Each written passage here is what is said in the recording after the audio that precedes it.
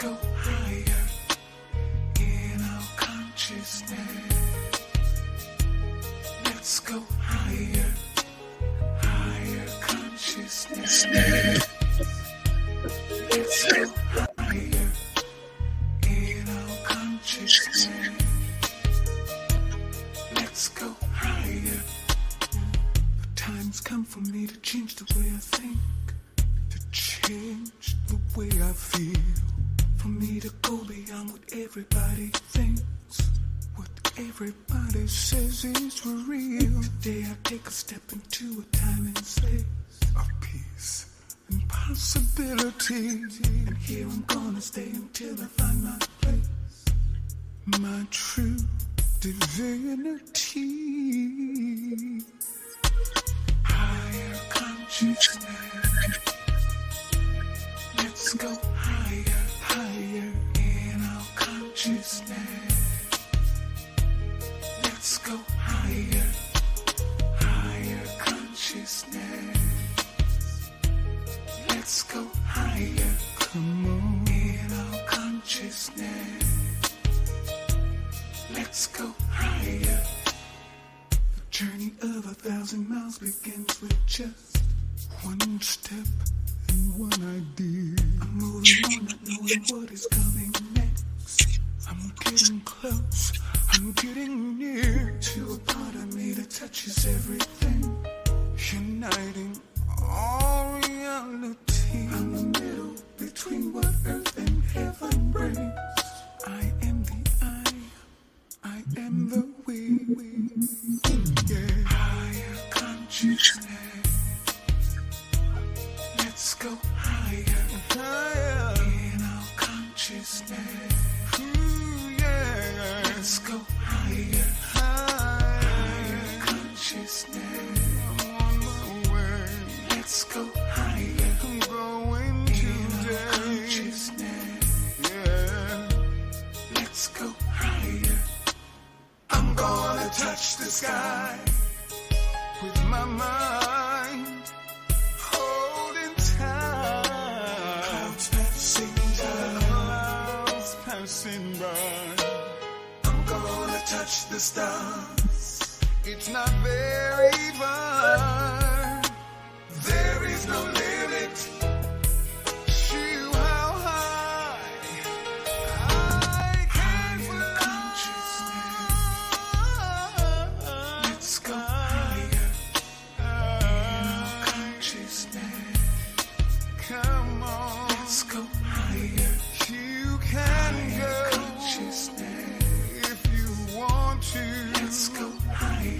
Let's go higher in our consciousness.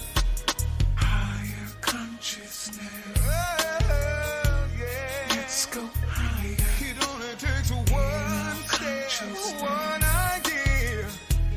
Let's go higher. Let's go higher. Let's go.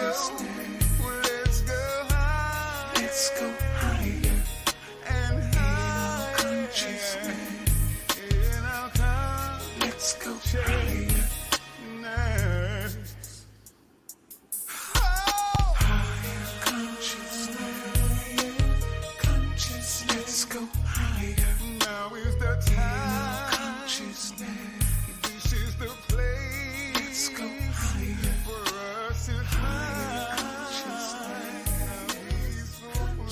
Let's go higher. Higher consciousness. Consciousness. That's the great Uncle Wow. Let's go Un Nefer.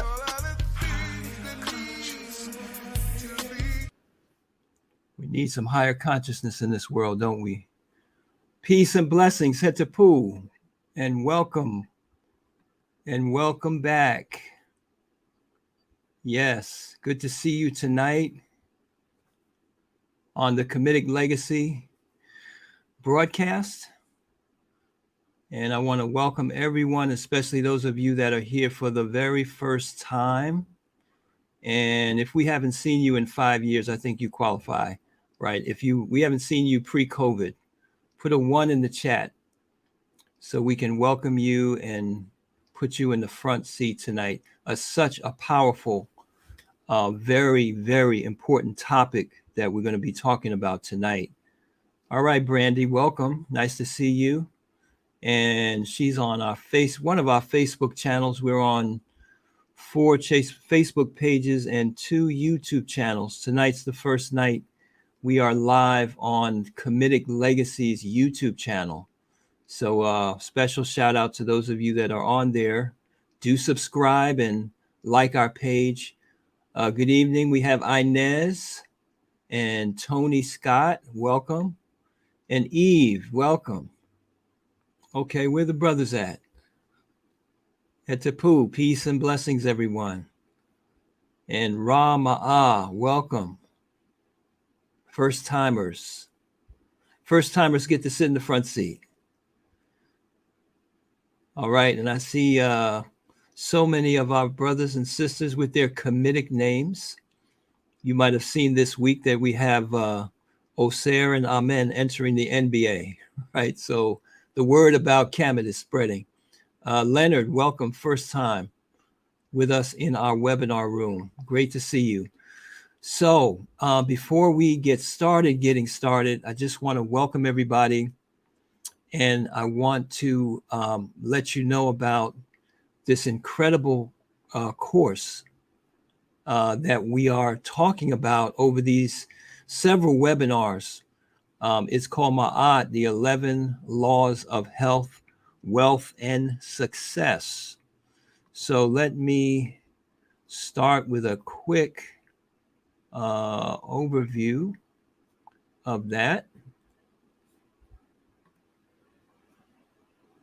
Have you been longing for a deeper spirituality to enable you to live a healthier, wealthier, and more successful life? To overcome stress and heal broken relationships? To increase your focus, mental clarity, and resilience to meet difficult challenges and capitalize on major opportunities? Maat, the 11 Laws of Health, Wealth, and Success. A guided meditation course based on the wisdom teachings of ancient Egypt will empower you to do this and much more. The course is designed by Un Nefer Amen from his 50 years of experience as a spiritual guide for thousands. His own meditation expertise has produced over 40 books and 100 meditation musical compositions, including the internationally acclaimed 7-volume Metu Neter series that established him as the world authority on ancient Egyptian spirituality. Your Kamitic Meditation course includes access to member-only webinars and guided meditations that will deepen your understanding of the science of meditation and the divine laws that guarantee progress in life. Breathe in. Breathe out. Breathe in. Whether you're a beginner or an experienced meditator, you will benefit from all 11 modules that activate each of the 11 faculties of your spirit. Each module includes detailed instruction on the Kamitic Meditation script. This script, that was uniquely developed by Un Nefer Amen, unites the application of the divine laws, affirmations, visualization technique, and mantras into a powerful meditation experience that gets results quickly. Now you can overcome the mental chatter and experience the healing of the meditation state in just a few minutes per day. Invest in your success and well-being. Get all 11 modules and save. Or get started with the 4 powers of the Divine Spirit that lays the foundation for your spiritual evolution. The course is delivered to your mobile device immediately, so get started today.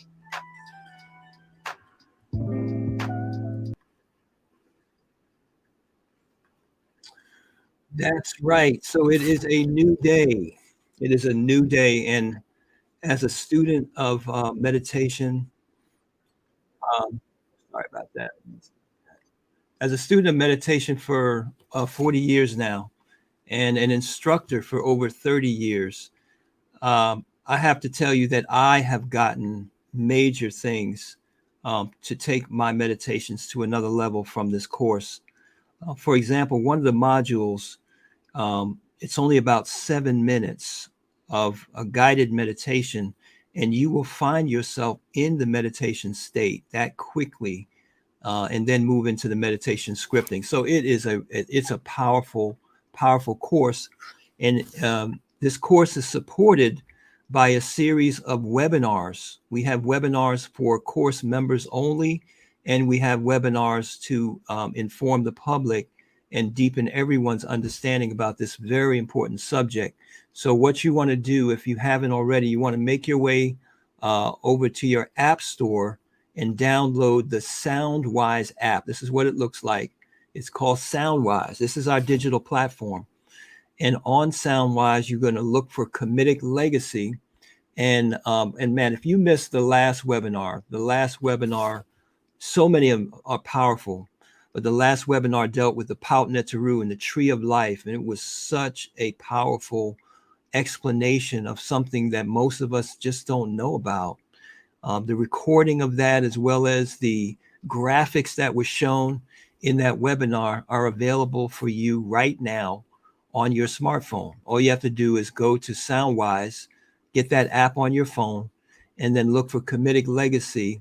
And there's about 7-8 free webinars that you can listen to and start studying. So welcome. Make sure you take action on this information. You will not regret it.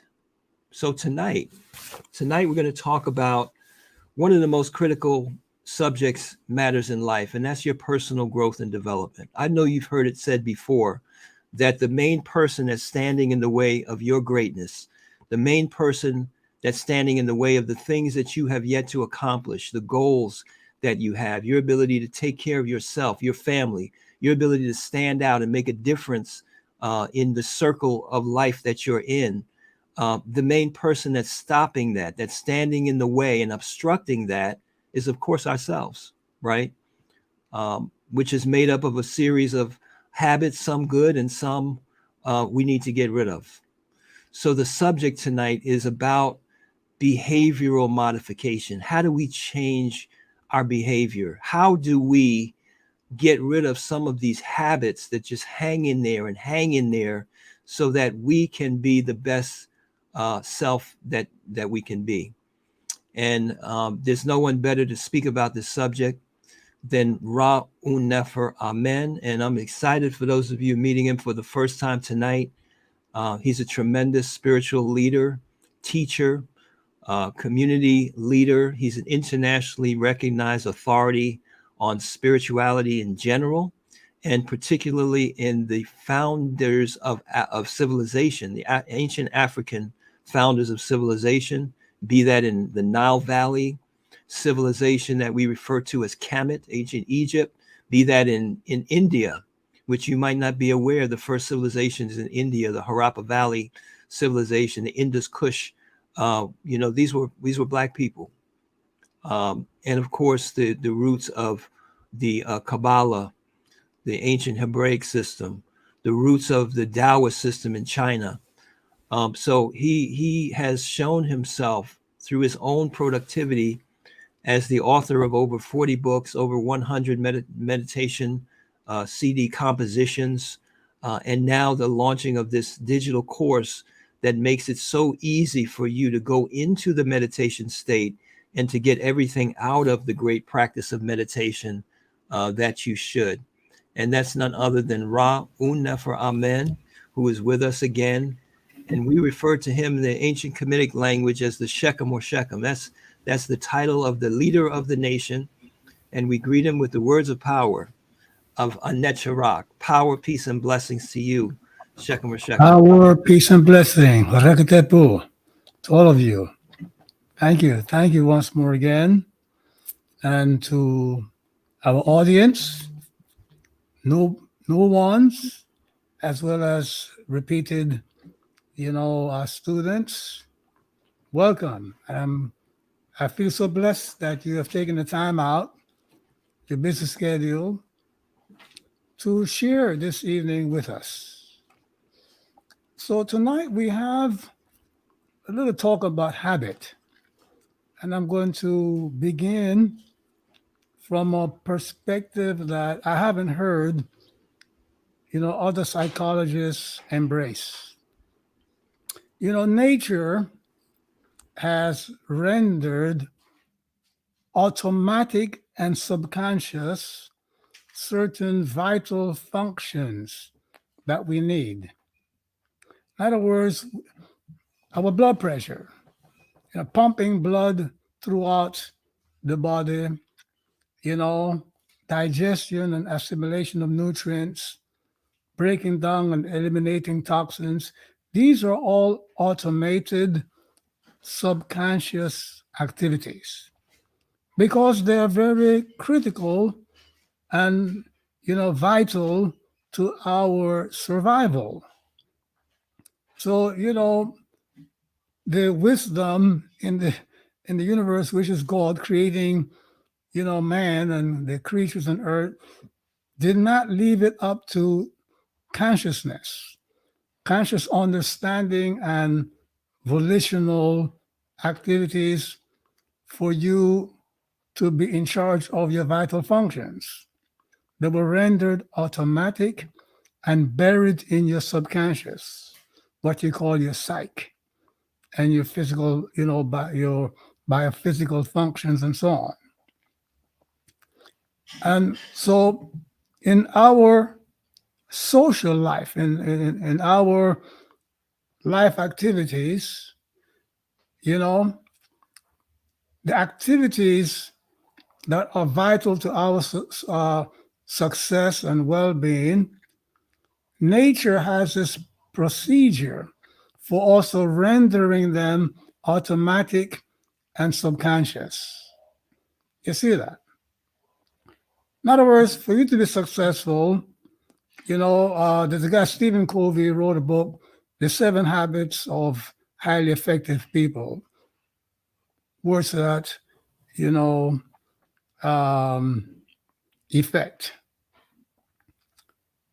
So the thing is that if you're going to be successful, there are certain things that are best rendered automatic in your subconscious.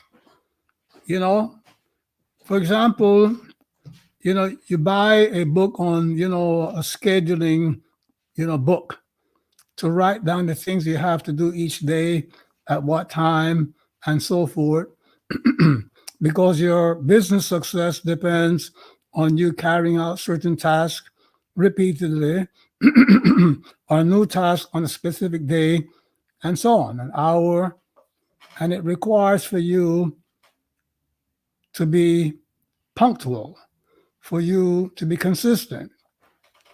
So if these tasks are not rendered automatic and subconscious, you will forget to do them.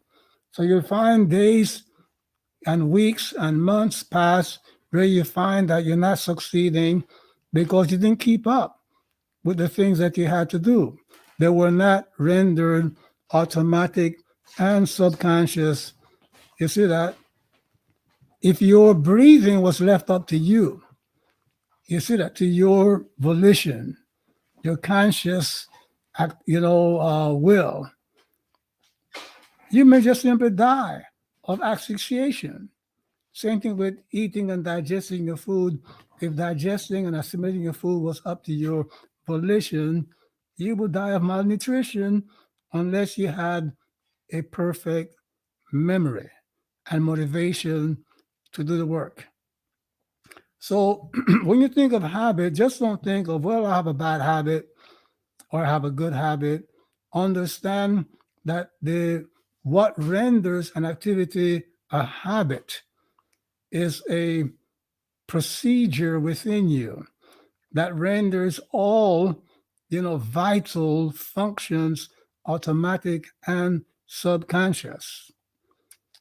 By subconscious, we mean a non-volitional automatic, we mean that it is not under, once established, it's not under your control. And there are some habits that, you didn't even put in place either. They were there from inherited through your psyche, which has a 500 million years of evolutional programming behind it. You see that? So we have good habits, we have bad habits. Okay? The important thing that we have to understand is that our habits are repetitious actions and feelings and so on and activities, you see, that proceed from our subconscious, controlled by the subconscious. And that's the reason why many of you find it so difficult to break habits, because you don't know how to go into the subconscious to reprogram, these activities. Many of you need to have good habits in order to be successful, but you don't know how to go into the subconscious to reprogram it to manifest this positive behavior. You see that? And, there's a saying that as a man thinks, so goes his habits, so goes, his or her destiny. It's a half truth, because lots of habits are created without you thinking about it. You just simply inherited patterns of behavior, okay, from the old animal kingdom, surviving in the human psyche and brain. You see that? So let's break down, okay, different types of habits. We have habits that are generated by the pleasure reward system within us. You see that? We have certain habits that are generated by the stress response mechanism within us, meaning, we have a stress response to certain triggers, to certain challenges in life. Okay, we get angry, we get upset, and we say and do the wrong things. And we say, oh, we're in the habit of just simply speaking out incorrectly, speaking out of turn, saying the wrong thing. But the thing is that response is coming from the subconscious within you. It's automated and it is subconscious.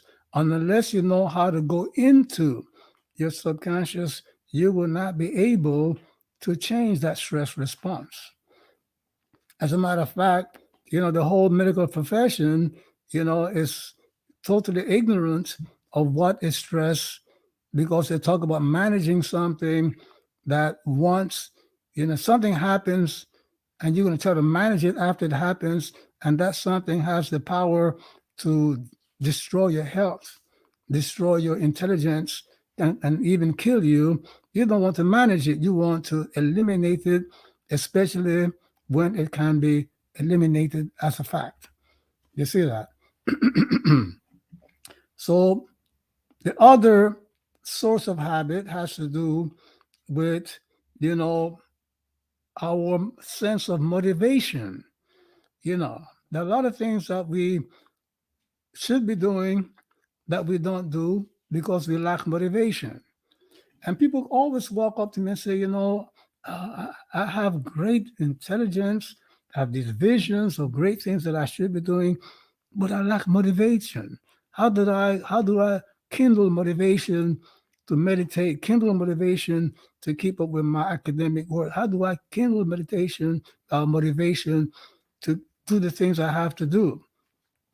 And a lot of that, you see, has to do with biophysics and biochemistry, which I'll talk a little bit or so tonight. So we have, the pleasure reward system. We have the stress response system. We just have plain emotional response system, getting, angry and afraid and things of that nature. We say, okay, we're habitually this way because it keeps coming up and we don't know how to change it.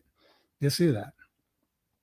And then we have super motivation, too much of certain biochemicals, in our bloodstream, in our nervous system, that makes us so motivated for certain things that they simply suck up all the oxygen in the room and we don't get to do all the things that we should be doing.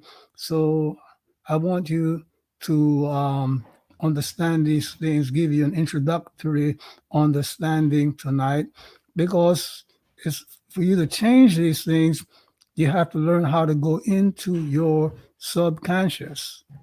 You see that? And the first step is to understand that, the subconscious is just another word for the psyche. It's just another word for the soul. Okay. It's just another word for the spirit.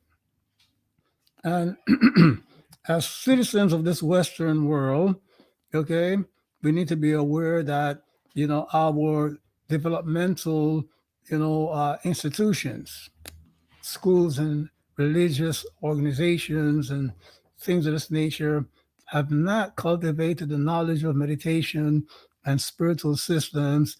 So they're kind of like, they're short end us, on they give us the short part of the stick when it comes to our development and success. You see that? So let's begin by talking about, the motivation through pleasure reward system. You see that? When something gives us pleasure, okay, that pleasure is a reward. You see that? In other words, if you go to the movies and if you're into going to movies because it gives you a lot of pleasure, you see that? That pleasure is the reward for going to the movies. You see that? Okay, if getting into your car, driving a car gives you pleasure, as opposed to it's a means of getting from here to there, but it gives you pleasure, really turns you on to jump in. Because some people, they are in love with the car, more so riding it than having somewhere of great importance to go to. If it gives you pleasure, that's a reward, and that reward mechanism will make you want to repeat that experience. Because you see, when you are experiencing pleasure from an activity, that pleasure, okay, is part of a neurotransmitter hormonal system within you that is generating certain neurotransmitters that affect your health, your well-being. It's kind of tricky for you to understand, meaning that when you crave a particular experience, you might think that, I'm going to the football game, okay? You think that the reward might be to see your hero, score a touchdown. Actually, there's a part of you in your nervous system, in your cardiovascular system that is clamoring, okay, for energy. It wants chi, it wants kundalini energy, it wants more life force in order to keep you alive or keep you healthy and heal you and so on. But that is the base reason why you are craving the experience of going to the football game. But that information doesn't come across to you. Okay, you go into the game, you say, oh, because I like it. Not understanding because something inside of you is craving the energy that you call, pleasure. You see that? Okay. In other words, your heart, your liver, okay, your cardiovascular system, okay, does not experience that energy as pleasure. It just simply stores the energy and carry on its function. Let me give you another example that might bring this home. Okay, you find, for example, that if you have, yeast, candida, that yeast in your system, too much of that candida in your system, an overgrowth. The candida, the yeast, bacteria in your system, okay, thrives on sugar, on sweets, much more than you do. And that bacteria will secrete certain chemicals through your body that will make you, crave sweets. You see that? So sometimes you're craving sweets, okay, not because you like it. You think you're craving sweets because you like it. or because you need it, when in actuality it is a candida germ within you that is secreting certain biochemicals to make you crave, the sweets that the bacteria needs for its well-being. You see that? And if you go on and Google, the subject matter, you will find that, there's more bacteria in your body than actual cells of your body. So a lot of your cravings come from these little critters living inside of you that will make you crave certain, foods that they need, but you think that you are the one that wants it. That's why, Khufu, the great pharaoh, years ago, 1,000 years ago, okay, he said, the first thing that you must know, man, is to know thyself. Let's hear that. Because if you don't know yourself, you're going to credit to, to other things or to yourself, okay, what does not belong in that place. So let's get back. I just went off a little tangent to give you a better understanding that, you see, if you want to understand your habits, you first must understand that every behavior that contributes to your success and well-being has to be rendered automatic and subconscious, meaning it has to be, programmed into your psyche, into your soul. You see that? So that you not only remember to do it when you must do it, but you see, be moved and motivated to doing it. Otherwise, you'll forget. Other times, you might even remember and say, oh, shuck, not today, tomorrow. And then what happens that tomorrow never comes. Tomorrow comes and some other reason comes and you put it off. And next thing you know, you're in a poorhouse. You're not in that house of wealth that you dreamt to be in 6 months down the road. You see that? So let's talk about the biochemistry of the pleasure reward system within you. You see that? Meaning there is a chemical called dopamine, dopamine, dopamine. You see that? Okay, which comes from a molecule called L-dopa. Okay, and that dopamine is generated by the substantia nigra, meaning some black cells in your brain. Okay, that are tied into your experience of pleasure, meaning that for you to experience pleasure, okay, your brain has to secrete enough of this biochemical called dopamine, meaning that if you have a problem generating that chemical, you will not secrete the dopamine and you will not experience pleasure. No matter what, you might be with the most handsome man or the most beautiful woman, or you might be watching your team, score unbelievable points and things of that nature, and you will sit down, you're like a vegetable, not enjoying it because you don't have this biochemical coursing through your nervous system. You can understand that. Okay? So, so it is this continuous secretion of this biochemical, this neurotransmitter called dopamine, okay, in response to certain type of activities that gives you pleasure. And that pleasure makes you want to repeat that activity, okay, not simply because you enjoy feeling good, it's because there are vital functions within you that are being energized by that energy that you call pleasure. It's pleasure to you, but it is, healing, invigorating life force to the faculties in your brain, your lungs, your kidneys, your liver, and so on. Let me give you another example. There's a book called Anatomy of an Illness by Cousins.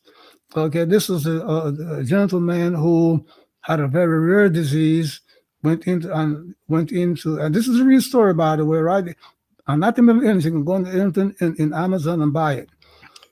The gentleman went into the hospital with a rare disease, and the doctor told him, "Look, we have our medicine doesn't have a solution for your problem. Get your business in order, and in 6 months or so, you will pass." So the man read in the Reader's Digest.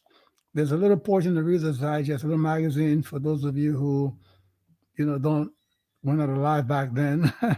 When I used to enjoy reading the Reader's Digest, there's a part in that says laughter is the best medicine. And I had a little cartoon, a little comical thing there for you to laugh. So he was struck by that statement. Laughter is your best medicine. So he rented, while he was in the hospital, and when he came out, he rented all of the, comedies that he could get his hand on. Even the worst comedies, Abbott and Costello, and the Three Stooges, and just back in that time when those were the comedies that were available. And he laughed and laughed, for many hours every day. And little by little, he began to get better. And in 6 months of watching these comedies every single day and laughing his heart out, okay, he healed himself. He was healed. And he laughed his way all the way he wrote a book called Anatomy of Illness, and he laughed all his way to the back. And he lived for many, many years thereafter. The doctors still to this day don't know, how to cure that illness, but his body, was craving laughter, and he put it all together. And while he was laughing, you might say, "Well, why are you laughing?" He said, "Well, I'm laughing because it is funny." That's not why you're laughing. You're laughing because something inside of you is craving the energy that registers in your mind as funny. But it's not funny. It is life force, chi. It's no different from electricity flowing through, the electrical wire. That is vitalizing your vital organs and things of that nature. You see that? So when you have, if you find that you have a addiction to a pleasurable experience that is interfering from you doing all the things that you must do, then you have to realize, you have to say that that addiction to that pleasure, is a symptom of a lack of vitality and energy. You see that? So what you need to do is to get the energy in a different way. If you did some yoga and some qigong and meditation in a proper manner to feed your body and your vital organs with the life force it needs, you will find that there will be a elimination of that craving for that pleasure. I want you to understand that. People said to me, how were you able to write 40 books in 50 years and write over 100 musical compositions, meditation, composition, music, and things of that nature? At the same time, create and manage, a society that has chapters in 35 cities around the world, and do other things from day to day that people have to do. You see that? You could say, well, I was very disciplined, but disciplines register in people's mind as an act of will. You see that? When the most disciplined people are carrying out automatic, actions from their psyche, from the subconscious. You see that? Okay? Meaning that the things that you have to do daily to achieve your goals, you don't want to have to will them, because then you are caught up in a struggle. You see, if you haven't created a habit, then you will be struggling with the ideas of what you have to do. You see that? Okay? So before we go into how you get into, your psyche, to reprogram it, to remove bad habits and put in place good habits. Remember that many people talk about getting rid of bad habits, but they don't talk enough of putting good habits in place, meaning rendering what they have to do automatic and subconscious. So you do it every day at the right time without having to think about it. You see that? Okay. I have a piano student who practices like 5 to 7 hours a day. That's what I used to do when I was a young person studying the piano. Nobody had to tell me, go practice. The time would come and I would just simply go and do it for as long as I had to do it every day because it was coming from my subconscious. It wasn't because I was disciplined, it's because it was rendered automatic into my subconscious. And that's what you have to do. That's why this guy, Stephen Covey wrote the book, The 7 Habits of very effective people. Words to that effect. Okay, so we have the problem of when the habit gets so bad that it's endangering us, we call it addiction. But it's the same thing. When we're addicted to something, it's because, you see, our body, our brain is craving more dopamine, that biochemical. You see that? And your brain is craving more dopamine because your vital organs needs the extra charge of electricity that is generating throughout your body when you say, "Oh, I'm feeling good." You see that? Yes, yeah. Which is what making you repeat the action of addiction. That's what's going on with these young kids. They are, every time these young kids turn on, they go to the social media on their phone. You see that?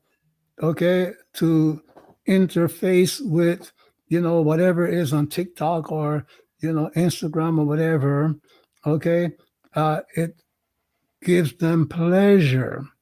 But that pleasure is generating that, dopamine. Meaning if they had a problem with dopamine production, then TikTok and Instagram, what the things on it will not make them have any pleasure. You see that? And then their vital organs and function will be shortchanged. So, what we need is to have a social conversation, okay, with a higher science level than just simply the easy answers that Western people who don't know that they don't know what they're talking about, that just simply blame it on the kids as being, caught up, whatever, when the adults didn't take the time to find the solution for, the problem. You see that? For example, take tobacco, okay? The nicotine. It's addictive. Why? Because when you smoke a cigarette, you get the nicotine goes into the brain, into the synapses that connects one brain cell to another brain cell, a nerve to another nerve, and deforms the biochemistry so that the dopamine is neutralized very quickly. Okay, so once that dopamine is removed, you crave another cigarette to generate dopamine again. That's why chain smokers will go through a whole pack of cigarettes, because every cigarette releases large amounts of dopamine, okay, but it's a short-lived release, okay? So you keep lighting up, and that's the thing behind, binge smoking. The same thing with alcohol, the same thing with sex.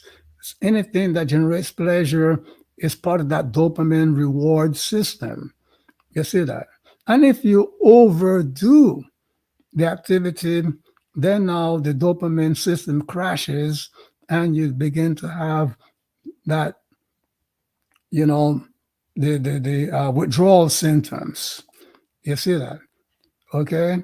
So I like for those of you that have the ability to go and talk with each other and Google and get books on neurotransmitters and throw your hat into the ring and come in and help us come up with strategies to help people, the young people especially, with the social media addiction.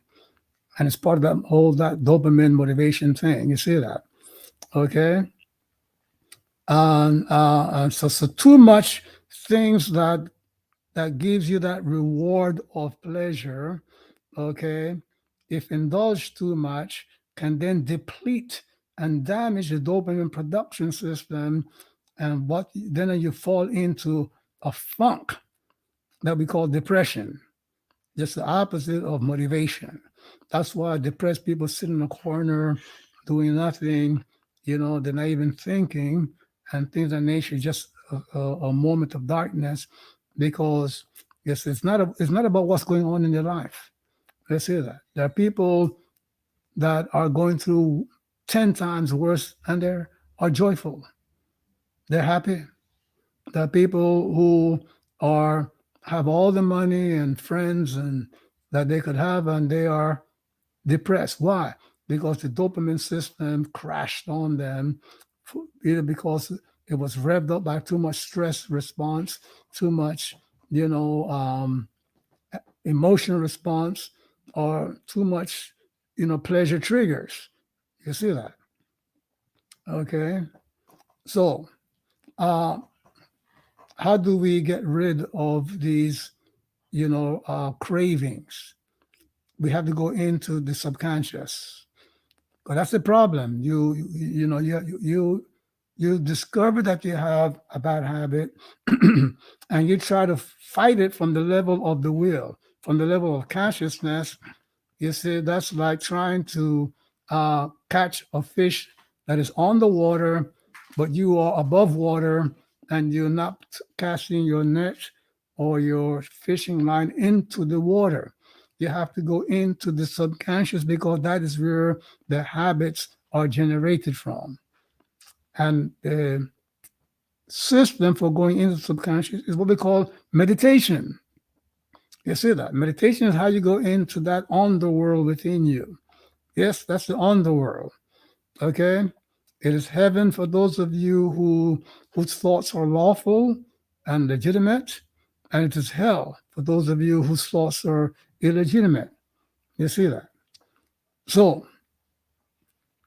this course, Maat, the 11 Laws of God, is to identify the 11 faculties of the Spirit, okay, that could be, any one of them could be a source of the negative experiences you call, a bad habit.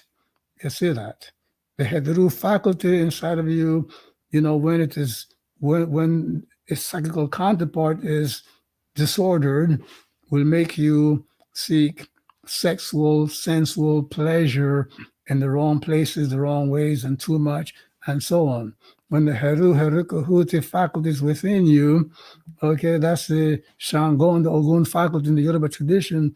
When these faculties, are disordered, the psychical counterparts are disordered, then you become too bossy, dictatorial, and violent, and you have those bad habits of imposing yourself upon others and things of that nature, selfish behavior, and so on. So, when the Tehuta faculty is psychical counterpart is disordered, you find that you think you know more than you could ever know, and don't even know that you don't even know how to know, but you talk like you know, and create a lot of problems for yourself and for others. So the thing is that what you got to understand is that what you call habits, good and bad, are rooted in what you call the psyche and the spirit. And you have to know how to go into the psyche and the spirit to eliminate the bad habits and, put the good habits in place. You see that? Into the psyche. And since we're talking about certain biochemicals, there are certain dietary, things that you must observe. Okay, many of you, not only vegetarians, but meat eaters, you're deficient in a biochemical called norepinephrine, okay, which is the nutritional, source of a neurotransmitter called PEA. You see that? Okay, which you get a lot in abundance also in chocolate. And when you have enough phenylalanine I'm saying norepinephrine from phenylalanine, you will find that you will have enough PEA, okay, and which generates feeling of affection, and that's why on St. Valentine's Day they make you part with your money buying a lot of chocolate for your loved ones, okay. Then the rest of the year you ignore the PEA system within your being, and you are unaffectionate the rest of the year. You see that? Okay, you don't have the habit of being affectionate. You're in a relationship and your mate says, well, you're not affectionate. You lack affection, as if you can will affection to manifest itself. If you don't feel it, you don't feel it, and you don't feel it because your brain is not generating the PEA, because according to your diet is functioning or whatever, you are not secreting, that, you're not converting the phenylalanine into norepinephrine and so on. Okay. Then we have the dopamine system, which is one of the biggest motivating system within us. Okay. And that's the amino acid L-tyrosine. You see that? And be careful how you use these things. If you're going to go to the health food store, before you do that, go and study all that you can study on the internet before you take any of these things. And if any of you have any health problems, speak to your physician before you take any of these things. Too much, L-tyrosine can raise your blood pressure. Taking it too late in the day can make you, can give you insomnia and so on. But the thing is if you have an L-tyrosine deficiency, you're also going to have a dopamine deficiency. Okay, so you're going to lack motivation. Your pleasure response is going to be blunted. So you see that. And then you're not going to understand why you have the habit of procrastinating, why you have this habit of not doing what you should do, and things of that nature. You see that. Then there's another, biochemical called serotonin. Very, very, very important, for you to help sleep well and regenerate well. Okay. But lots of people run to the health food. They buy the St. John's wort, herb. Okay. Because they heard that it helps you to improve your mood, because you have this bad habit of being moody or whatever and things of nature.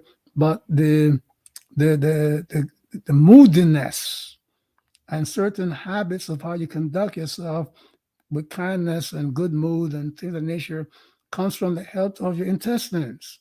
So get yourself a good probiotic. Take care of your biome. Get a good probiotics. Okay. I would suggest you become a vegan, but that's up to you. Okay, because meat putrefies in your intestines and things of that nature, and it plays havoc with your biome. These are things that you need to understand. Also, watch the gluten. The gluten damages your intestines. You see that? Okay, so learn how these things affect you, because they will affect your intelligence, your habits, your way of thinking, your way of feeling, and things of that nature. Meaning that having a bad habit or not having good habits is not a character thing. Let me say it again. Bad habits are not character things. They are the manifestation of the state of sanity and health of your body and also of your psyche. So along with these supplements that I'm talking about, there are certain meditations. Just the act of meditating on a regular basis, just that the Zazen technique that we have, that little course in our website here, that will help you to repair your brain. There are a lot of scientific studies that have shown how meditation helps to develop your brain, increases production of white blood cells, the white cells in the brain, the glial cells. It improves, gray matter creation and things of that nature. Just the act of meditating for 30 minutes every day. after several months, they will find that your habits will begin, you have better control over your habits because they help to repair this subconscious mechanism within you. Your psyche is intimately connected to your brain. You see that? And your brain and psyche are intimately connected to all your vital function. So what improves your brain improves your cardiovascular system, your respiratory system, etc., etc., your hormonal system, and so on. You see that? Okay. But this course that we have put together, Maat 11 Laws of Health, Wealth, and Success, okay, will give you the meditation, tools, the mantras to activate, your spiritual faculties. They will give you, example scripts. Okay, when you meditate with a script, meaning the mental chatter, the right mental chatter that should be playing in your mind when you find yourself in a challenging situation. Okay. For example, if you find that you have a bad habits, you should not indulge in mental chatter of putting yourself down, which is what a lot of people do. I can't break this habit. I'm no good. I'm a so-so. No, you're a divine being. And the Maat 11 laws of health, wealth, and success give you 11 sets of narratives that you should be repeating in your mind, you say, to help change your mindset, to help change your behavior, your habits, and your destiny. The affirmations in the course, they are to the Kamitic system, what the Psalms in the Hebrew Bible, the Old Testament, is to the Christians. In other words, the same way that the Christians and the Jewish people have the Psalms to replace, negative human thinking with divine ideas, uplifting ideas. Okay, so did I create 11 sets of, affirmations so that you can elevate the level of functioning for all the 11 faculties in your spirit. So there are much more that we can talk about, but I'm sure they will come out in your questions. Okay, so we can devote some time to questions and answers. And I hope that you have lots of questions, because habits and breaking them and putting good habits in place is very important for our well-being and our success. Such an important topic, Shekum Shekum. So yes, if you have a question, put it in the chat. And in the meantime, you give me a chance to ask one.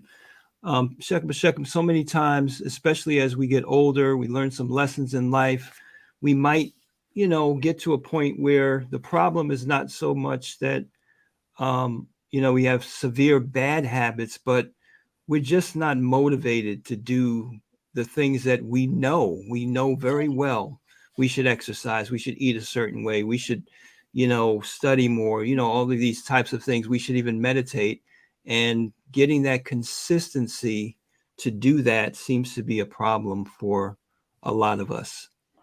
Yeah, well, it's not aging, but as the years progress, if nobody ever taught you how to, maintain the health and vigor and vitality of your vital functions, these systems begin to depreciate as the years pass. You with me? Mm-hmm. You see? For example, there's a biochemical called oxytocin. You see, as well as testosterone. So oxytocin more so in women and testosterone more so in men, that they will tend to decrease as the years pass. So your libido, but testosterone is just not simply libido. It is also your get up and go to achieve things in this world, Mm-hmm. and so on.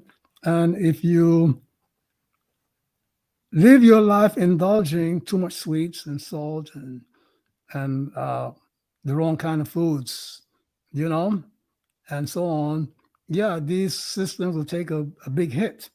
And you say, oh, it's aging. I'm now 60, I'm now 70. That's not true. Mm-hmm. You see that. As the years pass, you got to understand that you got to change Every year you got to change your diet. You got to change your lifestyle. So a lot of people think they're suffering from aging when they're suffering from lack of the cumulative lack of vitamins and minerals and too much sugar and so things of that nature. Yeah. Okay, so we have Joetta in our webinar room, and she says, how do you enhance the experience of meditation to decrease the desire of things that are not feeding the life force? Okay, in other words, in the meditation script that we give in this course, the meditation scripts, right, that we give in this course, okay, there's a part in the meditation script where you must create an image. You must compose an image of you enjoying, okay, living the divine law that you're working with. Let's say that in this, for this lecture here today, we find that the chief faculty of the spirit is the Amen part of spirit, right? Meaning how to be at peace, how to generate a peaceful response to a challenge. You see that? Okay, so instead of getting upset and angry, I visualize my person, being congenial, speaking or being in control of myself. Okay, so instead of putting myself down, I'm smiling, I'm laughing. You see that? Okay, and it is this smiling and this laughing, even though there's nothing quote funny happening. Remember, right? You can smile and laugh, okay, even when things are not happening, because the act of smiling and laughter generates the energy that you need to enhance your vital organs. That's why we seek situations that make us laugh, situations that make us smile. But why wait for them? Put them as visualizations in your meditation. You see that? Okay. Another part of the meditation script is visualize the goal that you expect to get from living the spiritual laws. You see that? And that goal in that you want to get, you must see yourself enjoying having it. You see that? When you're meditating, there are 4 parts of the meditation script. The last part of it is you getting a physical bonus, a physical reward. That reward will set up the dopamine production system within you. You see? Now, let me just read a question again. It says, how do you enhance the experience of meditation to decrease the desire of things that are not feeding the life force? You see that? The yoga system has given desire a bad name. There are good things that you should desire. You see that? There are bad things that you should not allow yourself to desire. You see, and as you desire things, you must desire. If I need a decent place to live, if I'm going to meditate to get that place, I must have a desire for it. You see that? But I must feed desire with the understanding that if I don't get what I want, I'm not going to fall apart. You see that? And if I get what I want, I'm not going to become enslaved to it. And all of that depends on how I manage my thinking about it.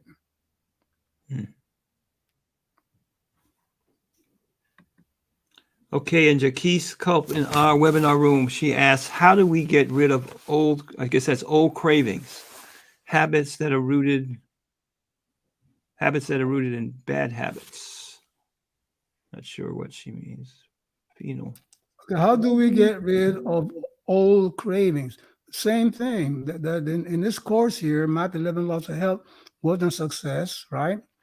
You will have certain modules that you will focus on. For example, you will focus on the Amen faculty, which is to be at peace, meaning that, when you're craving, you are in an exalted state. You're not at peace. You see that? When you're desiring and craving, you're not in a state of peace. So when you are visualizing, your person in the midst of something that you have a desire for, a craving for, see your person first of all, reaffirming the affirmation that is given for the law of a man, the men faculty. Number one, see your person looking at that thing that you're craving for and smiling and laughing at it. You see that? Reaffirming that you're divine being, giving thanks to God that you're divine being, so that thing will not control you. Then visualize, I don't know, what do you expect to get from living as a divine being? What do you expect to get by being in control of your destiny? You need a new job. Do you need a mate? Do you need, to buy a house? Do you need to go back to school? See a person achieving those goals, enjoying the achievement of those goals. You see, so now you are programming a genuine, healthy, emotion that's associated with what you're meditating for. You see that? And Jacquees' question is coming from, not knowing about the meditation script or meditating with a script. You see that, which will answer that question for her. In other words, the Jacquees, our course, Maat, 11 Laws of Health, Wealth, and Success, has 11 modules, okay, that will help you to identify the different techniques and methods that you need to use to overcome, those cravings. You see that? Now, but going back to what I said earlier, okay, you got to make sure that those cravings have not depleted and distorted your neurotransmitter system. Yeah? Because some people overdo the alcohol, overdo the tobacco, overdo the marijuana, which can deplete the dopamine system. You see that? Okay? So that even in the midst of good things, okay, you find yourself not able to be peaceful by yourself, so you got to take the drug. You see that? I remember once when I was a young man at 19 years old, I met this young lady. She was a bit older than me, okay? And she invited me to her house, and after she cooked a dinner for both of us, she lit up and lit up and lit up, and she was in a world all by her own. And then when the next day she said, "Oh, we have such a wonderful evening together." She wasn't enjoying the company. She was enjoying the dopamine release from the marijuana. So part of it, Jacquees, is for you to, get an understanding, you know what I'm saying, of what's behind that thing that you're craving. You see that? And learn to meditate and learn to take certain nutritional supplements. Go speak to a naturopath, a naturopathic physician, to prescribe some herbs and neurotransmitter precursors and things of that nature that will help you to overcome those old cravings. Brian Sands. So Brian says, quick question concerning meditation scripts. What's recommended for how long the initial visualization to reprogram and the blessing should be, seconds wise? Well, in the meditation script instructions, it said once you're entranced, that is like 7 to 10 minutes into the chanting of the mantra, right? Okay, to repeat the script. Okay, so you will repeat affirmation once, visualization of living the law once, visualization of living the enjoyment of achieving your goal once, and then giving praises and thanks to God, and do that over and over and over and over again till the music ends, or till you can live for half an hour, you can live for an hour. It's up to you. So you repeat the entire cycle from, visualizing the trigger event, affirming, visualizing, living the law, and visualizing yourself enjoying achieving your goal. Repeat it over and over and over again. Do this every day, okay, and eventually become a physical reality in your life. And Derek Cross in the webinar room says 2 questions. 1, can you explain what the will is? And what is it to will? And 2, when it comes to health, when it comes to dopamine, if you feel you're lacking, is it a thing that you can pick a product up from a health shop that will help with Okay, it? what is the will? The will is that aspect of yourself. It's an aspect of yourself, right? Where you declare an intention to do something. Like when I will go to the barber shop tomorrow. You declared a voluntary action that you're going to take. Yeah. So the will is that aspect of yourself, okay, that declares, okay, a voluntary action that will be taken. Okay, the ability to carry that intention out depends on your psyche, your body, your spirit, things like your mind, and so on. You with me? So that when you say, I will stop smoking today, that's you declaring that's executing your will. You see that? Whether you start smoking today or not depends on your brain, your mind, your psyche, and how much you know about these other parts of you. Okay? Mm-hmm. And by the way, your will is free. You can declare to be whatever you want to be, to do whatever you want to do. That's not the point. The point is to learn about the parts of your being that carries your will out. Meaning understand your mind, your psyche, your spirit that has to carry out what you will. That's where the rub is. When it comes to dopamine, then you go to the store and buy it. Yes, you can, but if you don't know much about it, I would suggest you go sit down with a health professional that can guide you to it. One of the signs of that you might need dopamine is lack of motivation, or a problem with focus and concentration. You know, when the dopamine is very depleted, you might have ADD or ADHD and things of that nature and so on. You see that? So that, and go to the internet. We live in the internet era. Go and just go in the search engine, the Google or the Bing, and put in dopamine. You're gonna see a lot of articles and pop up, a lot of advertisement from Amazon and other sellers pop up and so on. So, and read through it. You see that. So, as a follow up to that, Sheikh Mashekam, especially if you have young children or even young adolescents, and they have they got a lot of dopamine going on. They have a lot of energy and time to do things that they're finding pleasurable, but when they come to motivation to do things that they need to do to enhance themselves, they are unmotivated or they find that boring.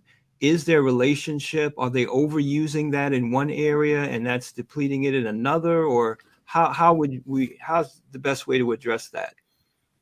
Yes, the young people today are finding more pleasure in social media than, let's say, playing soccer.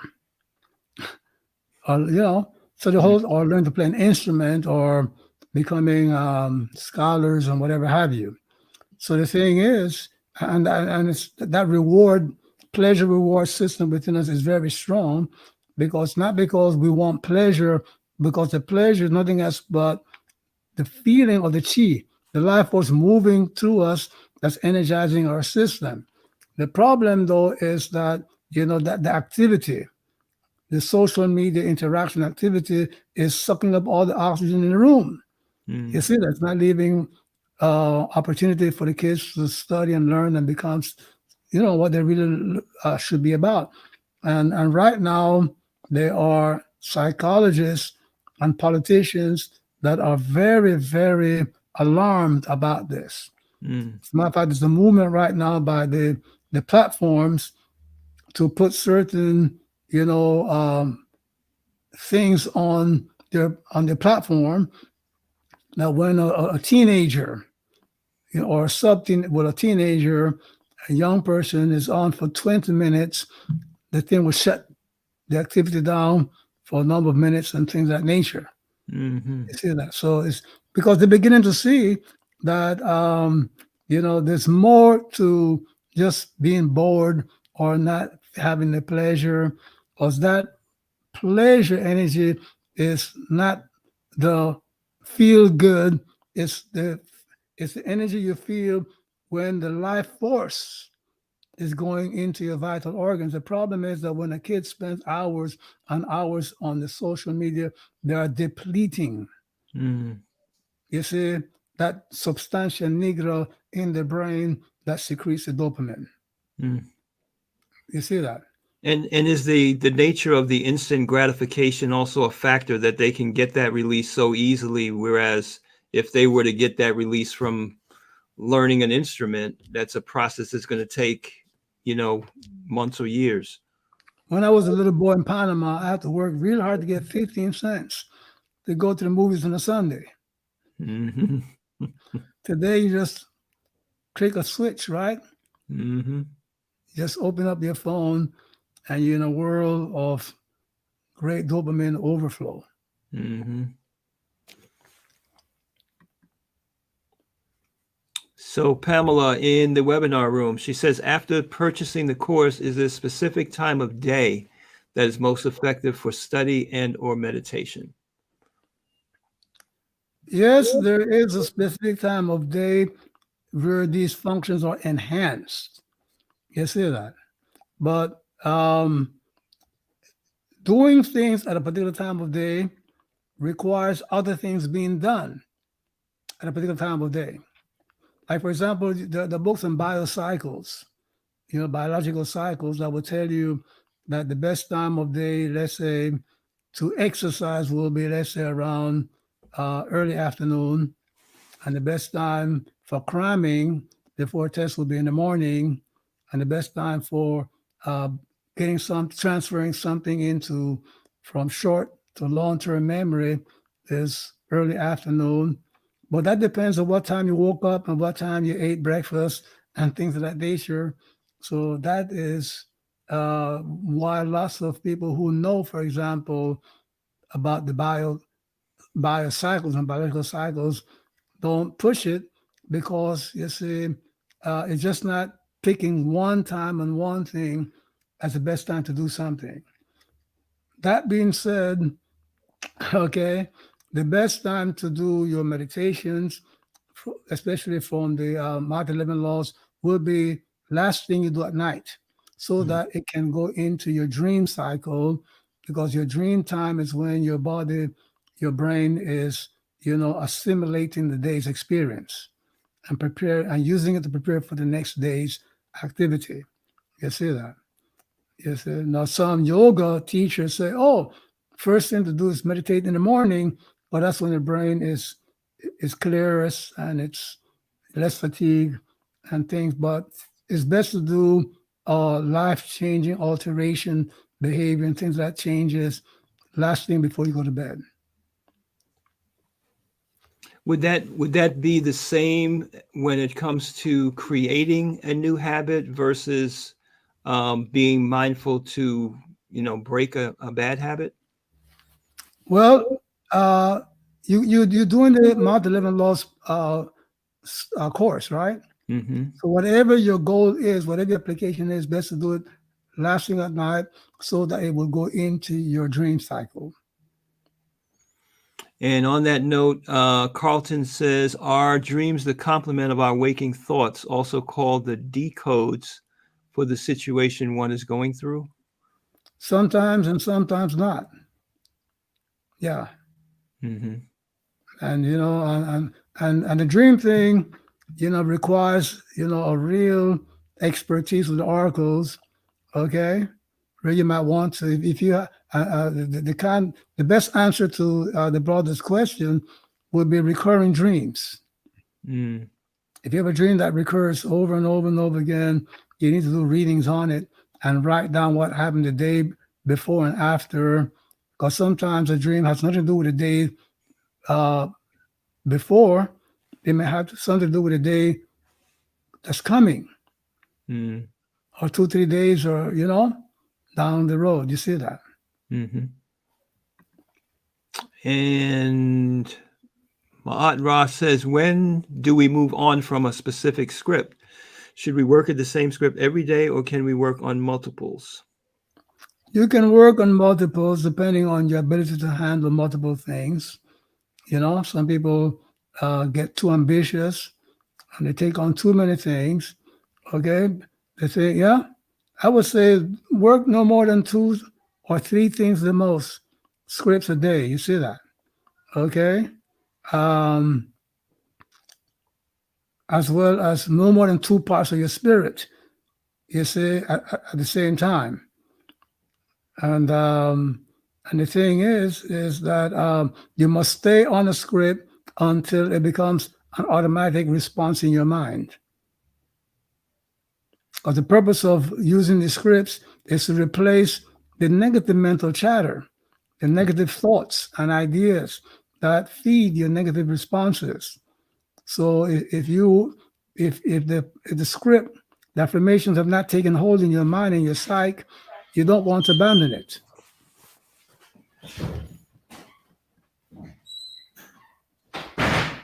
Okay, and Baratu Ma'a asks, can giving yourself the option of being at peace if you don't achieve a goal or obtain an objective also give you an out to accept failure when you should not accept failure, as in war?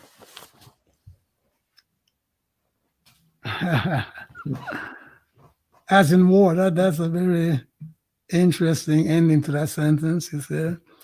The thing is, there's a saying that it's not over till the fat lady sings.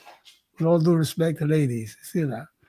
It's a saying, meaning that who are you to say that you're a failure? You could fail at something, which is not a problem, doesn't make a failure. You see that? Mm-hmm. Okay? So the thing is that that's the whole thing about peace. You see that you must remain at peace whether you succeed or you lose. You see that?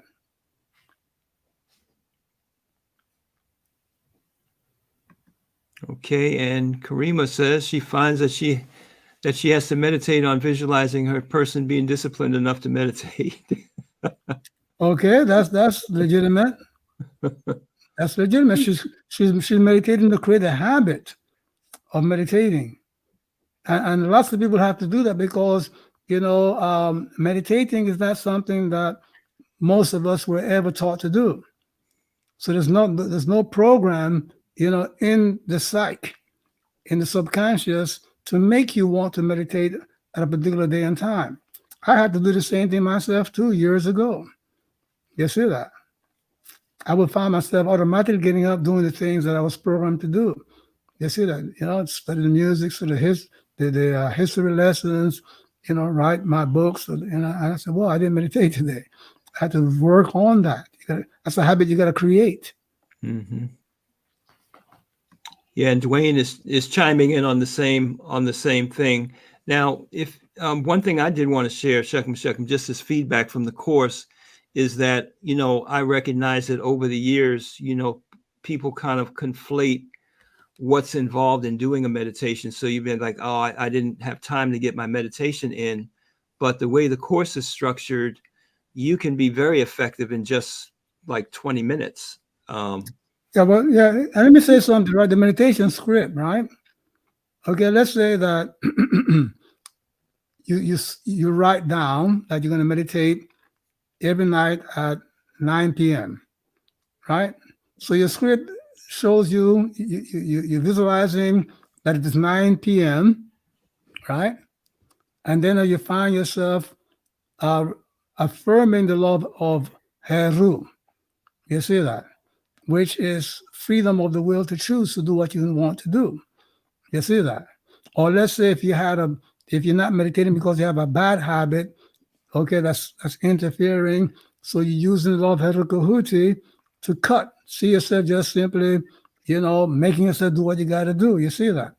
Then visualize step 3 of your meditation script is to visualize your person now sitting down, meditating. You're smiling, you're enjoying. But then the most important part of that script will be visualize your person enjoying the benefits of meditation. What do you expect to happen in your life? Okay, once you get to the point that you meditate every day, are you going to have a better job? Are you going to have, more money? Are you going to have a better health, better relationship with others? See yourself having a good reward for creating the habit of meditating every day. That's why people sometimes have problems with meditation, or they're not using a script where they're seeing themselves enjoying something. You see, the psyche and the brain works through a reward system feedback. That's why step 3 and step 4 of the meditation involves you enjoy a vision of you enjoying, living according to the spiritual laws or principles, and enjoy your person, see yourself enjoying having what you want as a result of living spiritual laws. Then the final step is giving thanks to God for the knowledge and the ability to live as divine being. You see that? Because when you have gratitude for something, there's joy there. You see that? Okay. So the meditation script is just not simply 5 steps of things to do. It's very powerfully engineered to make that dopamine flow big time in your brain. You see that? And if you meditated instead of half an hour, if one day you did it for 4 or 5 hours, then you get to the point where the brain begins to generate not just simply dopamine, but endorphins. It's opiates. And you get the high that you, without having to have the mushrooms or whatever. And that would be positive, safe high, So that would that apply as well for any habit that we know we need? Like we have a job and we don't like the paperwork, or there's certain things we don't like, that we could use that same technique you just described to generate the motivation to do what's necessary to be done. If you have to do something, then meditate to like it. That way you have the support of your psyche and your spirit behind it. Yeah? And you find yourself learning about yourself, learning about the task. And the task becomes a metaphor for other things. You see that? Yes. Melanated Magic, if you would, could you phrase your question in a way that relates to the subject matter? We're talking about meditation, the script, and the cultivation of success habits and transcending negative habits. This question here from Akito is, as for meditating at night, what if you work at night? Will that adversely affect the progress of the system? Well, let's put it another way here. If you work at night, the meditation done before you go to bed, if it's in the day, right, will help to undo some of the problems of working at night. When you work night, conscious employers give you differential pay because they know that working at night is not the best thing for the human, body, and so on. So meditating whenever you can, especially before you go to bed, will undo, the problems from being a night worker. And related to that, we have a question about meditating at night where a person feels like they get too energized and it keeps them up. And then another person asks about Zazen to help from falling asleep during meditation. Well, if you find that you are, have problems sleeping when you meditate at night, right? It could be that the breathing, there's too much energy being put into the lower abdomen, right? In other words, you're energizing the vagus nerve too much. So I would just simply say, put, the pressure in the lower abdomen, make it very, very, light, you see? But then again, what are you doing the hours leading up to going to meditation? Are you involved in a lot of stimulating activities? Okay, what was your last last coffee? When do you have your last coffee? You see that?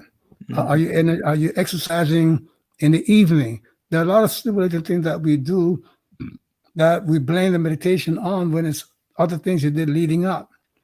How many cup of coffees do you have a day? You see that? Okay, and so on.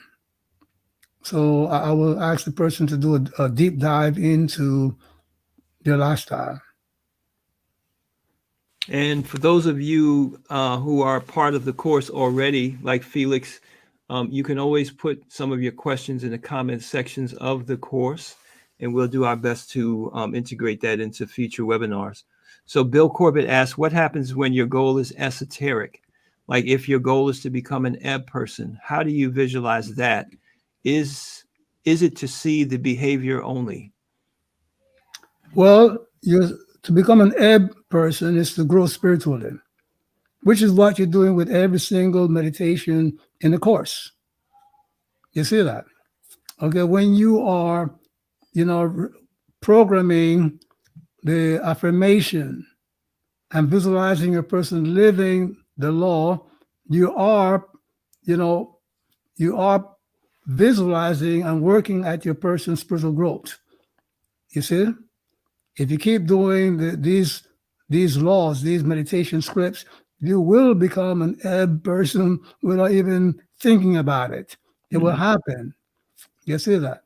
The mundane goal, which is the fourth step of the script, is the earthly thing that you need in life, or the earthly thing that somebody needs in life. You might be like, well, I have everything. I have good money. I have a good job. Got a nice dog, doesn't talk back to me, and so forth. I have everything that I need.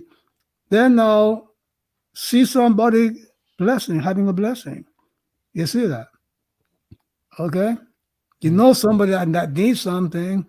So, but growing spiritually will happen in the programming the affirmation and the visualization of your person living the affirmation. So I know the hour's getting late. We just have a few more Shechem. Sure. Sister Gallimore asks, how important is it to remember the exact words of the truism? Sometimes the understanding of the truism comes before the words, and I find that I lose the exact words. So let me see if I can understand that question. How important is it to remember the exact words?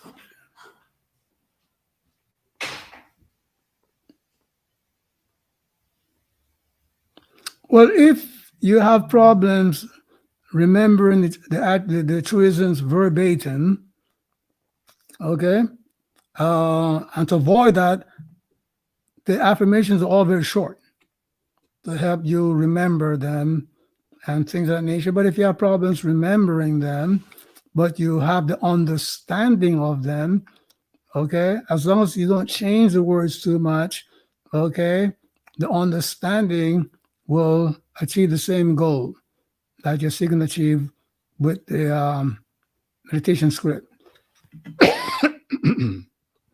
We had another student who wanted to know if they're at a challenging point in life where they have to make certain decisions, how would you incorporate that into a script when you're not clear on what the goal is that you need to achieve? Say a person is trying to figure out their career or something of that nature, or if they should get in a particular relationship. How would you apply that to a meditation script? Well, what you do is that's a good question, right? Career is a means to an end, right? Mm-hmm. Okay. Let's say your career is you want to become an environmentalist. Then now in the fourth stage of the meditation, which you're going to visualize a person enjoying the earthly blessing, the mundane blessing, right? See yourself working in a work environment, really helping to, improve the environment.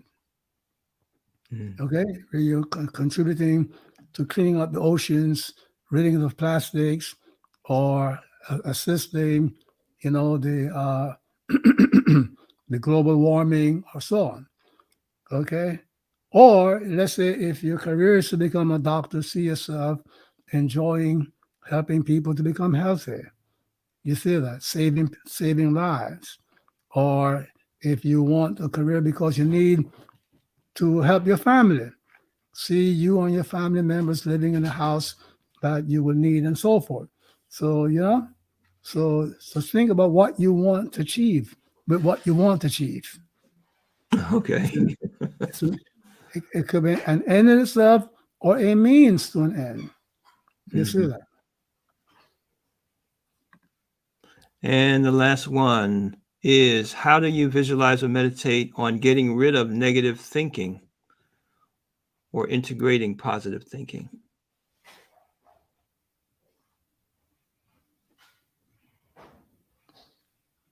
Okay, very good question, right? And one of the things that we don't do in mind science is to never focus on the negative thought. Focus on the positive thought that's going to replace the negative thought. You see that? And that's why if you go over the meditation script in the course, you find that the first step in the meditation script is an event that normally triggers a negative response within you, which you're not going to focus on. The second step of the meditation is to focus now on the affirmation of the law that should be playing in your mind as a triggered event from the activity that you're working to change. You see, the response you're working to change, meaning that let's say that somebody, is in the habit of insulting you. So you visualize a person insulting you, and your next step is to affirm the law of, let's say, Amen. Peace is my nature. Thank you for making me peaceful, by nature, so that I can, maintain my health, etc., etc., etc., right? Then the next step is to see a person, being insulted by that person while you're smiling. You see that? See a person, one day having a good relationship with that person. You're able to speak, harmonious manner and so forth.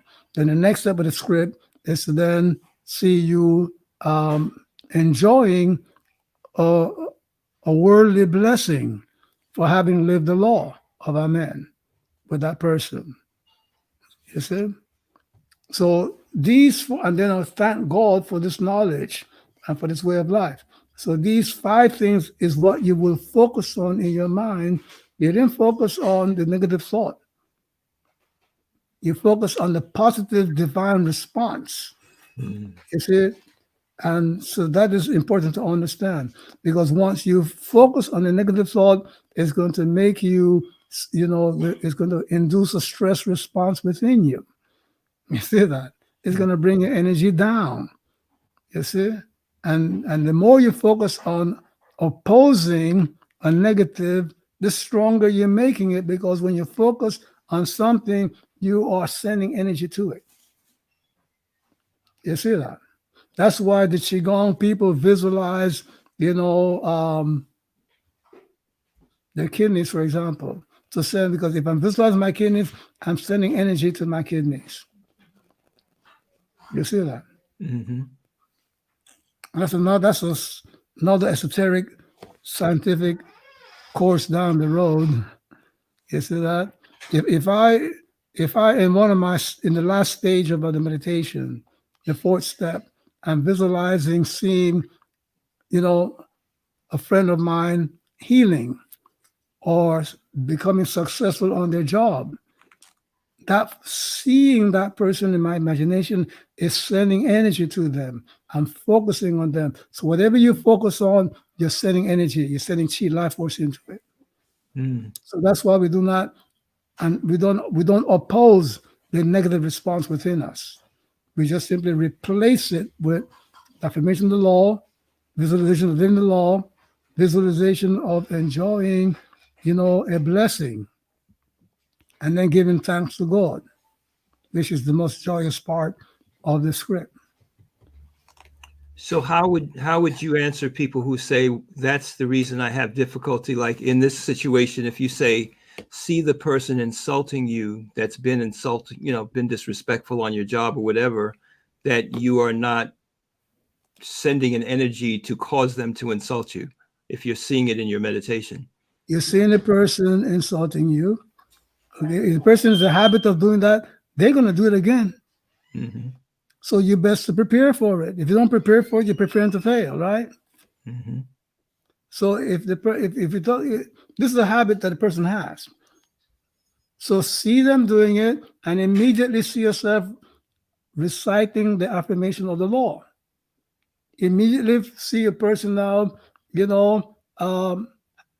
interacting in a positive manner with the person. And then see your person enjoying a mundane blessing because you responded in the situation as a divine being. And then give thanks to God for knowing this and doing this. And eventually what's going to happen is that, the negative thoughts that usually came to you when a person insulted you will stop coming to you. It will totally replaced by the sequence of these steps that we have just gone through. Especially the day will come when you find yourself enjoying the realization of that mundane blessing. And is it appropriate then to see that person changing their behavior or not put that in No, your... you see your person, acting in the third step of the script. You see a person acting in a harmonious manner with a person. You have control over what you do. You don't want to control what the other person does. You leave that up to God. The person might change their mind, but not have the fortitude to come out and admit it. The person may not change their mind. They might end up losing their mind, but it's not up to you. Control you. Control what you can do. Well, this is great. This is definitely a lead up to next week's, Thursday's session.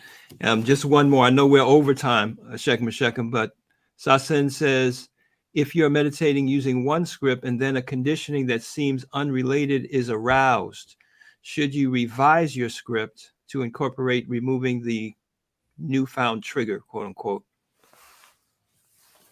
If you're working on a script and a conditioning that seems unrelated is aroused, I would just simply say, just keep working with the first script. You may not see how it relates, but there's a relationship there, and that will become apparent to you down the road. You see that? All right. Well, we are way over time, but this is such an important topic. And Shekem, would you share the plan for Thursday? Because we've been talking about meditation and meditation scripting, and I believe Thursday is completely devoted to the principles of a meditation script. Yes, we will work on, because the people have not really been taught meditation. We grew up in this Western world. We learn how to pray, but the prayer, the praying that we learn is already packaged for us.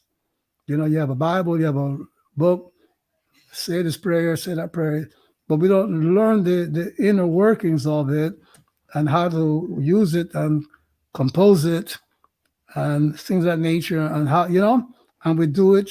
And lots of people they pray in a waking state of mind, so they don't go into the subconscious, into the soul, to reprogram the soul. So we talk about that, Thursday, so that people can understand why they need to meditate.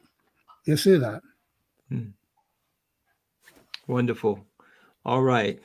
Well, Shekem Ra Un Nefer Amen the first. We appreciate so much the hours and hours that you put into this course. And with that, we want to bid you a good evening and greet you with the words of power, peace, and blessings. And there's a lot of fire in the chat. I see that. A lot of appreciation. Thank you all for being here. And we say a netcharak to you, Shekem. Thank you all for sharing this lovely evening with me. Peace and blessings to all of you. I'm feeling your energy. And we are blessed by yours. So yes, thank you all again for being here. One of you asked about the Metu Neter series, the books. Yes, we are in the process. This is Kamitic Legacy. We're the new digital publishing arm of the Asar Set Society and Un Nefer Amen. And we are in the process of reformatting and reissuing. So you can look forward in the next few months to a lot of great changes in being able to get some of those books that have not been available after COVID and all of that type of thing. So appreciate your patience. What you want to do is definitely visit our website at www.kamiticlegacy.com. Or better yet, you can even go to Maat11laws.com. Right there it is. And make sure that you, put any questions you have in the help desk there, and we'll be glad to get back with you and put you on the contact list so that when new products and so forth are available, you will be one of the first to know about it. Okay, and let's see here. All right. Have a great evening, everyone. Peace and blessings. Someone asked about Ankh Ra. You can get his music on iTunes, Google Play Store. Here he is. And we send blessings to him and his family for all of the years of great work and putting the message in the music. So we'll see you Thursday night, 8 o'clock. Hetapu.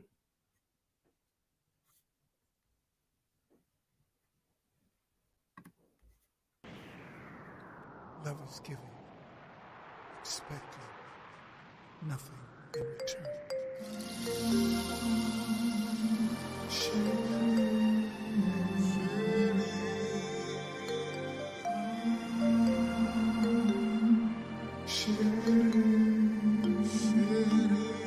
Love is giving, expecting nothing in return.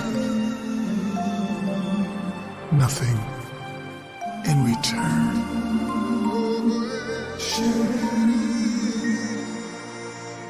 Love is giving, expecting nothing in return. Nothing in return.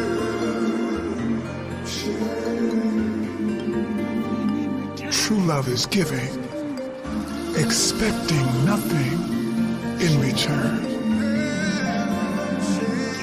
Nothing in return.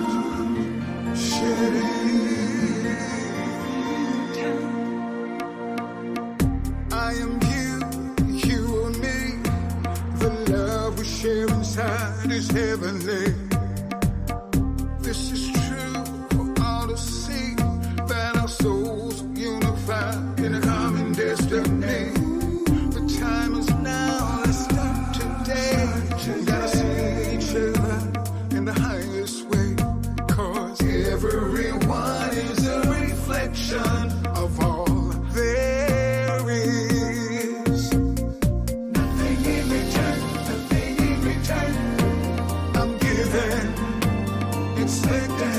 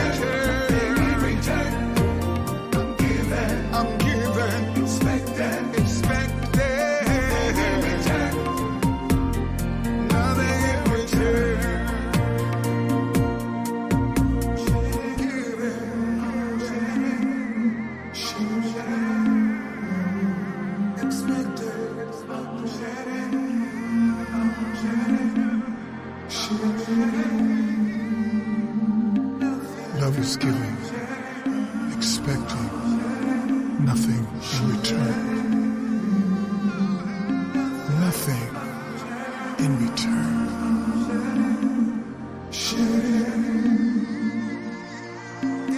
Love is given, expecting nothing in return. Nothing in return.